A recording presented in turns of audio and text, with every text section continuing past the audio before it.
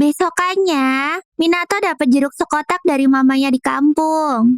Tadinya dia mau ngebagiin ke yang lain, tapi dia sadar kalau Yamacan tuh kelihatan lagi murung. Beda banget sama biasanya. Minato nebak, ini pasti gara-gara Yamacan masih kepikiran soal kekalahannya dari Tenko kemarin deh. Dan mungkin itu juga alasan kenapa dia belum balik ke ukuran aslinya. Jadi Minato pengen nyoba bikin Yamacan semangat lagi. Langsung deh, Minato ngajakin Yamacan keluar buat nyari jajanan. Wah, kalau soal jajanan mah Yamacan langsung gas deh. Di jalan, Minato nawarin Yamacan buat naik ke pundaknya. Biar dia tuh nggak capek jalan jauh. Yamacan mau tuh.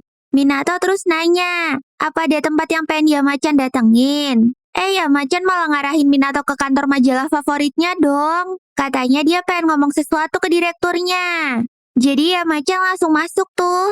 Sementara Minato masih ngangong banget. Ngapain Jir Dewa ke kantor majalah kayak gini?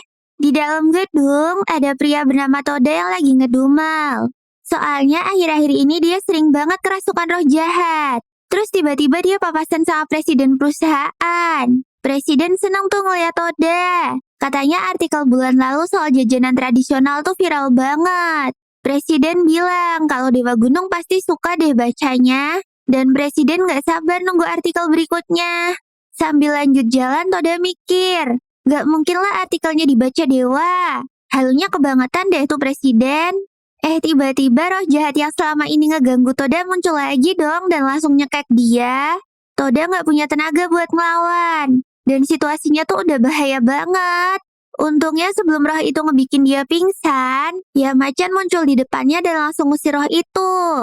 Toda shock banget tuh ngeliat Yamacan di depan dia. Toda nggak nyangka bisa ketemu Dewa Gunung beneran. Minato juga kaget lah. Soalnya Toda bisa ngeliat Yamacan juga. Tapi Yamacan bilang kalau dia tuh emang sengaja nunjukin dirinya. Toda agak kaget. Soalnya Yamacan ternyata imut banget. Tapi ya tetap aja dia tuh dewa. Jadi Toda langsung sungkem tuh. Yamacan nanya, apa dia yang nulis artikel soal jajanan? Waktu Toda bilang iya, Yamacan langsung muji tulisannya itu. Wah, Toda senang banget dong dipuji sama dewa. Toda langsung minta Yamacan buat nunggu bentar. Soalnya dia mau ngasih tahu presiden kalau Yamacan ada di sini. Abis itu Toda langsung nelpon presiden deh. Beberapa menit kemudian, presiden sama staf-staf lainnya turun semua. Pas ngeliat Yamacan, mereka langsung sujud deh tuh. Presiden bilang kalau pendiri perusahaan ini dulu pernah cerita kalau Yamacan tuh pernah ngebantu dia. Dan dia juga suka traktir Yamacan manisan. Minato kaget lagi tuh. Ternyata Yamacan kenal pendiri perusahaan ini, Jir. Yamacan terus bilang kalau dia mau nyampein sesuatu. Yamacan suka sama semua artikel mereka soal jajanan. Tapi dia mau request. Edisi bulan depan, Yamacan pengen mereka ngulas jajanan manis. Wah, mereka langsung nurut deh tuh. Didatengin Yamacan aja udah bersyukur banget, cuy. Yaudah, Yamacan sama Minato abis itu lanjut jalan. Minato masih kepo. Kenapa Yamacan bisa kenal pendiri majalah tadi? Terus Yamacan ngejelasin kalau dulu tuh banyak orang yang bisa ngelihat hal-hal gaib. Jadi lebih gampang buat dia ngobrol sama manusia. Abis itu mereka lewat restoran yang bau karinya enak banget tuh. Minato langsung ajak masuk buat nyobain. Pas sudah duduk di meja, Minato kaget. Soalnya pelayan tuh ngebawa 2 buku menu. Minato langsung curiga lah. Apa jangan-jangan pelayan tadi bisa ngeliat Yamacan juga? Tapi Yamacan bilang kayaknya pelayan itu nggak punya kemampuan khusus deh buat ngerasain dia. Tapi Yamacan tahu jawabannya. Abis itu dia ngangkat buku menu tadi sampai terbang. Minato langsung panik lah. Dia ngingetin Yamacan buat jangan pakai kekuatannya terang-terangan gitu. Takutnya orang-orang bisa lihat kan. Tapi kata Yamacan kalau di restoran ini tuh bakalan aman aja. Abis itu Yamacan nunjuk ke meja lain. Di sana ada cangkir yang lagi terbang di sebelah cewek. Minato bingung lah kok bisa gitu. Yamacan ngejelasin kalau ada dewa kecil yang lagi duduk di sebelahnya. Pas Minato ngefokusin pandangannya ke meja itu, beneran ada dewa kecilnya dong. Terus dia nengok ke meja sebelah lagi. Ada cowok yang duduk sendirian. Minato langsung nanya, apa ada makhluk supernatural di situ juga? Kata Yamacan di atas meja cowok itu ada beberapa siluman kecil. Minato heran lah, kok dia nggak bisa ngeliat silumannya sih? Padahal biasanya bisa loh. Menurut dia Macan, mungkin gara-gara udah lama banget dia nggak pulang ke rumah orang tuanya. Jadi kemampuan ngelihat silumannya tuh udah tumpul. Masuk akal juga sih. Tapi ya tetap aja. Aneh banget jir ada restoran di tengah kota yang jadi tempat nongkrong dewa sama manusia gini. Lah ngapain kaget? Rumahmu juga gitu kan? Kata ya Macan ke Minato. Iya juga ya. Minato jadi nggak bisa bantah deh. Abis itu kari pesanan mereka datang. Sambil makan, Minato ngeliat gunting di meja sebelah tuh gerak-gerak sendiri. Kata ya Macan itu normal. Soalnya gunting itu tuh Sukumogami. Dan Sukumogami itu benda yang diperlakukan dengan penuh cinta dan perhatian sama manusia. Ya Macan heran lah.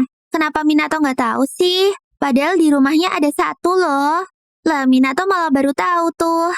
Ya Macan bilang kalau lonceng angin di teras rumahnya tuh Sukumogami. Oh alah, jadi tuh lonceng hidup toh. Tiba-tiba ada pelanggan keluar restoran. Tapi kok bel pintunya nggak bunyi sih? Padahal tadi pas Minato sama ya Macan masuk bunyi loh. Kalau kata ya Macan, bel itu juga Sukumogami. Dia bakalan bunyi kalau yang masuk tuh bukan manusia. Makanya waitress tadi langsung tahu kalau Minato tuh nggak sendirian. Terus tiba-tiba ya Macan dapat kabar dari para musang. Katanya ada 2 cowok sus yang muncul di depan rumah Minato. Dan kelihatannya niatnya tuh nggak baik. Ya Macan nyuruh mereka buat ngawasin dulu. Ternyata itu Onmyoji penipu kemarin, jir. Dia bisa tahu rumah Minato gara-gara gantungan yang ditemuin di hutan kemarin. Mereka tuh niatnya mau ngebujuk Minato buat ngejual gantungan itu ke mereka dengan harga murah. Biar mereka bisa ngejual lagi buat dapet cuan. Mereka langsung mencet bel rumah dengan brutal tuh. Tapi lama-lama mereka sadar. Kayaknya Minato lagi nggak di rumah deh. Tapi bukannya pergi. Mereka malah ngeluarin linggis buat nyongkel pintu depan dong. Si musang langsung lapor tuh ke ya Macan. Tapi ya Macan malas ninggalin makanannya. Jadi dia bilang ke para musang buat ngurusin cecunguk itu. Wah, para musang langsung senang banget tuh.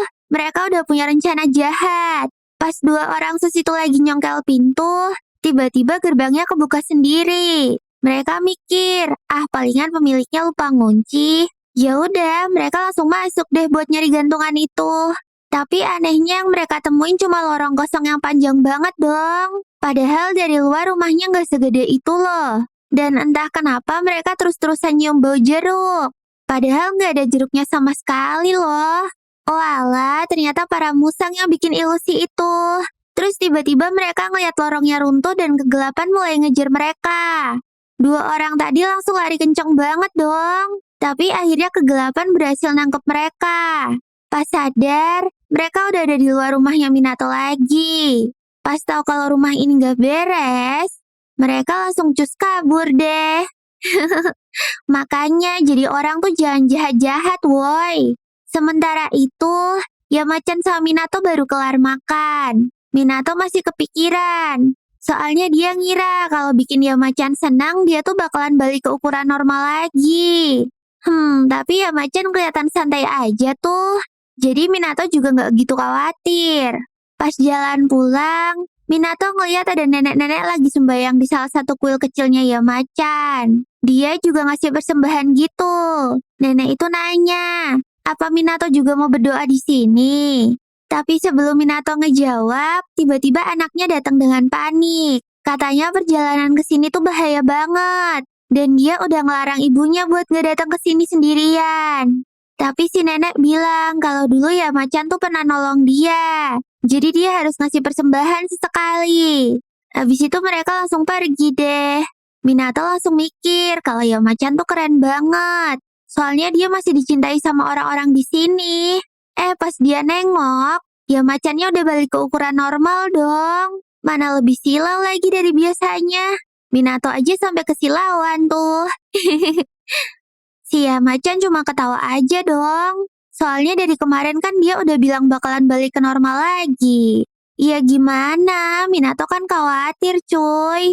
Dia ngira kalau ya Macan tuh lagi depresi gara-gara kalah ngelawan Tenko. Enggak lah. Tapi ya Macan bilang kalau dia emang lagi kesel. Cuman gak sama Tenko. Dia kesel gara-gara majalah favoritnya gak pernah ngebahas jajanan manis lagi. Makanya dia pengen mereka nulis tentang itu. Tapi Minato paham sih kenapa ya macan bisa balik normal lagi dengan cepat. Ini tuh gara-gara orang-orang mulai percaya lagi sama keberadaannya macan. Dan doa orang-orang itu bikin kekuatan ya macan balik. Sementara itu, dua penipu tadi udah kabur jauh di taman. Tadinya mereka mau pergi dari kota ini, tapi mereka juga galau. Soalnya belum dapat banyak duit, cuy. Pas lagi mikir itu, tiba-tiba di dekat mereka ada portal dewa yang kebuka. Nah lo, kesedot ke sana mampus deh kalian.